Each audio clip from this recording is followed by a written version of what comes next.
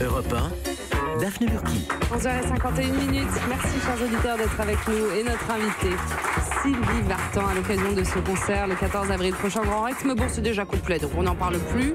En revanche, on va vous mettre toutes les dates, évidemment, de la tournée à l'étranger et en France. Alors, Sylvie Vartan, je vous propose Ben. Je vous le présente, Ben. Bonjour Sylvie. Et Ben qui aime bien lire un petit peu l'actualité de la semaine et puis il nous raconte ce qu'il en a retenu. Comment ça va, Ben? Ça va très bien, Daphné. Merci beaucoup. Est-ce que vous étiez au courant? De quoi? Non, parce que moi je ne savais pas. En fait, j'ai réalisé ça seulement le week-end dernier. Je suis parti quelques jours à la campagne pour Pâques. Et c'est là que je m'en suis aperçu. Je me suis aperçu qu'il se passait d'autres choses dans le monde que la grève de la SNCF, la mise en examen de Nicolas Sarkozy et les boulettes en série de Donald Trump.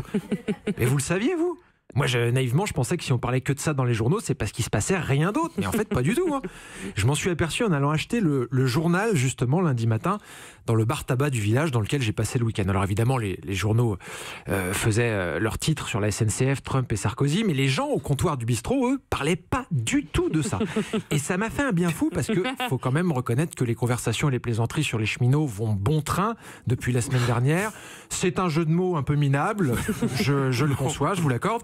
Mais je me suis renseigné, c'est le seul qui n'a pas été fait depuis le début de la grève. Et j'estime qu'en tant que professionnel de l'humour, c'est mon devoir d'apporter ma petite contribution. Très bien. Bravo. Comme je vous le disais, les gens au comptoir parlaient pas du tout de ça. Ils évoquaient le printemps, l'ouverture de la chasse et le gigot pascal en arrosant leur tirade à grands coups de rasade de vin blanc. Je suis désolé, mais c'est quand même plus agréable à écouter qu'une interview de Guillaume Pépi. Il parlait de fruits de saison, de messe de Pâques et d'Emmanuel Macron. Il se réjouissait de l'arrivée des gariguettes et s'inquiétait du manque d'expérience du président. À un moment, il y en a même un qui a lancé « Mais qu'est-ce qu'il y connaît à la France et à la vie, Macron, du haut de ses 40 piges ?» en finissant cul sec son verre de Chablis. Et moi, je ne suis pas du tout expert en vin de Bourgogne, et encore moins en politique, mais je reconnais que si je dois choisir, je crois que je préfère avoir pour président un homme de 40 ans qui a peut-être pas une grande expérience, plutôt que quelqu'un qui boit du vin blanc cul sec à 11h du matin dans un bar tabac. En revanche, je préfère largement boire du Chablis au petit déjeuner plutôt que d'écouter une interview de Guillaume Pépi, mais ça n'a pas de rapport. Toujours est-il que je me suis quand même installé à la terrasse du bistrot, à laquelle il y avait une vue d'ailleurs aussi belle que le retourné acrobatique de Cristiano Ronaldo, et en feuilletant le journal, je suis tombé sur un article très sérieux qui expliquait qu'on pourrait prochainement se soigner grâce à du fromage. C'est très sérieux, c'est des chercheurs de l'Institut national de la recherche agronomique de Rennes qui ont trouvé des propriétés anti-inflammatoires dans les bactéries des différents fromages et qui expliquent qu'on pourrait même soigner des maladies avec ceux-ci.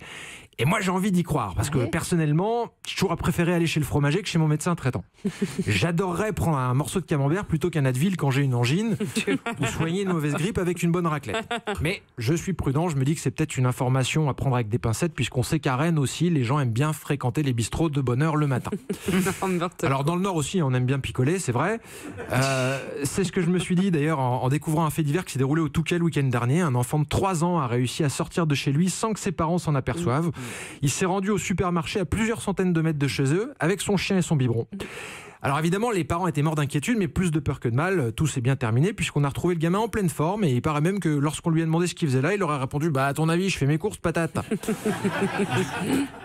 Alors, je sais pas ce qui se passe au Touquet, il doit y avoir des super écoles Montessori ou un microclimat qui rend les enfants précoces. Mais enfin, à mon avis, ce petit, on a plus de chances de le retrouver à la tête du pays à 15 ans qu'au bistrot à 10h du matin.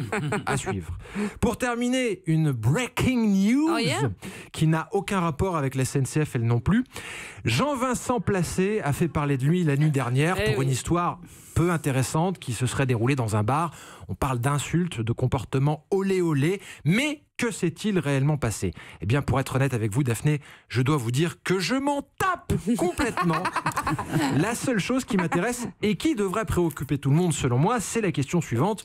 Doit-on dire Jean-Vincent Placé a été placé en garde à vue, ou bien Jean-Vincent Placé placé en garde à vue, ou bien encore Jean-Vincent a été placé en garde à vue, ou plus directement Jean-Vincent placé en garde à vue? Une question qui prend tout son sens à l'approche des examens de fin d'année. On pense bien sûr au bac de français, mais ce qui s'approche encore plus de nous que les examens de fin d'année, Daphné, eh bien c'est le déjeuner. Vous le savez, à partir de 11h30, on continue de parler parce qu'on est payé pour ça, mais tout le monde pense à ce qu'il va manger à midi. Exactement. Japonais, italien, cuisine tradie ou sandwich sur le pouce. On pourrait apprendre que Jean-Vincent Placé va représenter la France à l'Eurovision ou que Gérard Collomb va participer à Danse avec les stars. On s'en tape.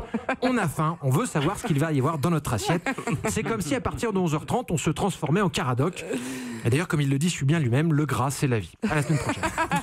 Merci beaucoup, Ben.